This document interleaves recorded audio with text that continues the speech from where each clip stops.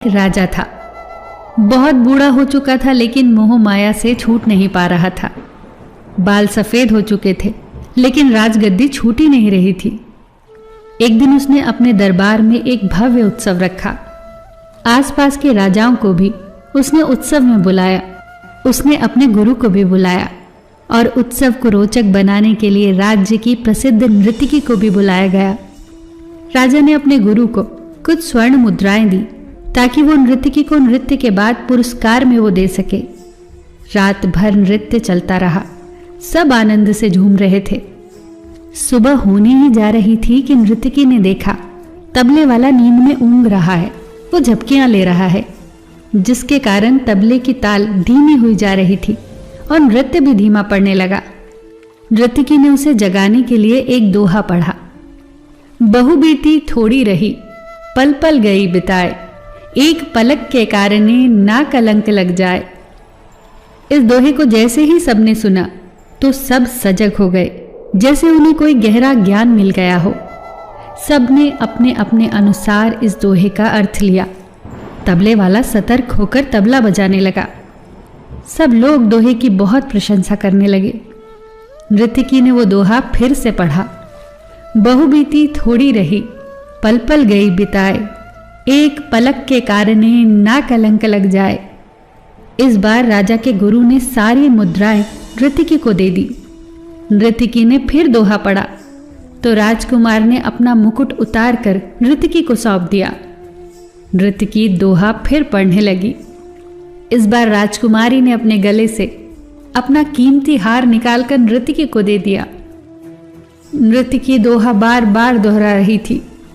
अब राजा ने उसे बहुत सारा पुरस्कार दिया, लेकिन राजा अब असहज हो चुका था। उसने नृत्यकी से कहा, बस कर अब, एक मामूली सी नृत्यकी क्या सारी सभा को लूट लेगी आज? राजा की यह बात जैसे ही गुरु ने सुनी तो उनके नेत्रों से आंसू बहने लगे। वो राजा से बोले, राजन, आप इसे मामूली नृत्यकी ना कहें। अब ये मेरी गुरु है। इसने मेरी आंखें खोल दी हैं। मैं सारा जीवन ईश्वर की भक्ति में लीन रहा, वन वन जाकर तपस्या की, और अब अपने अंतिम समय में इसके नृत्य में लीन होकर मैं अपनी साधना नष्ट करने जा रहा था। इसके दोहे ने मुझे बचा लिया है राजन। अब राजा का पुत्र बोला, आप मुझे राज्य नहीं दे रहे थे। मैं अपने सिपाहियों के साथ मिलकर आपकी हत्या करने वाला था।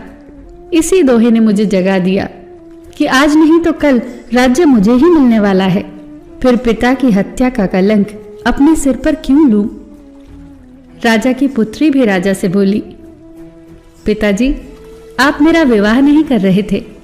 आज मैं महावत के साथ भागकर अपना जीवन बर्बाद करने वाली थी, पर इसी के दोहे ने मुझे सुमति दी कि आज नहीं तो कल तेरा विवाह हो ही जाएगा। तू क्यों घर से भागकर अपने पिता को कलंकित करती है?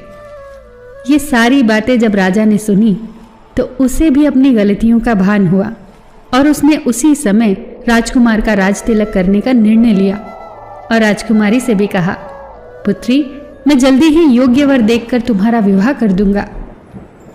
ये सब होता हुआ नृत्यकी देख रही थी। उसके मन पर इसका इतना गहरा असर हुआ कि वो सोचने लगी, मेरे एक दोहे से कितने लोग सद्मार्ग पर चल पड़े हैं। जब सबने सही मार्ग चुन लिया है तो मैं क्यों पीछे रहूं? उसने उसी समय राजनृत्यकी होना त्याग कर ईश्वर की भक्ति को अपना लिया। कभी कभी जीवन में हम बहुत कठिन रास्तों से गुजरते हुए अपनी मंजिल को बस पहुंचने ही वाले होते हैं कि ठीक उसी वक्त हमारा सब्र टूट जाता है। हम हिम्मत हार जाते हैं, रुक जाते हैं, ठहर जाते हैं। वो कहते हैं ना कि कश्तियां अक्सर किनारों पर ही डूबा करती हैं। ये बात बिल्कुल सच है कि मंजिलों पर पहुंचने से ठीक पहले ही सब्र टूट जाया करते हैं। इसीलिए जब भी ऐसा लगे कि आप अधीर हो गए हैं, धैर्य खत्म होने लगा है, तो बार बार इस दोहे को दोहराएं। बहु बीती थोड़ी रही, पल पल गई बिताए, एक पलक के कारणे क्यों कलंक लग जाए। फिर देखना, आपके अंदर आगे बढ़ने की हिम्मत आ जाएगी, सब्र आ जाएगा, अधीरता खत्म हो जाएगी। याद रखना दोस्तों, धैर्य रखना उन गुणों में से एक है जो परमात्मा को सबसे ज़्यादा पसंद है। फिर मिलेंगे दोस्तों अगली कहानी के साथ। तब तक के लिए अपना ख्याल रखना और हमेशा मुस्कुराते रहना।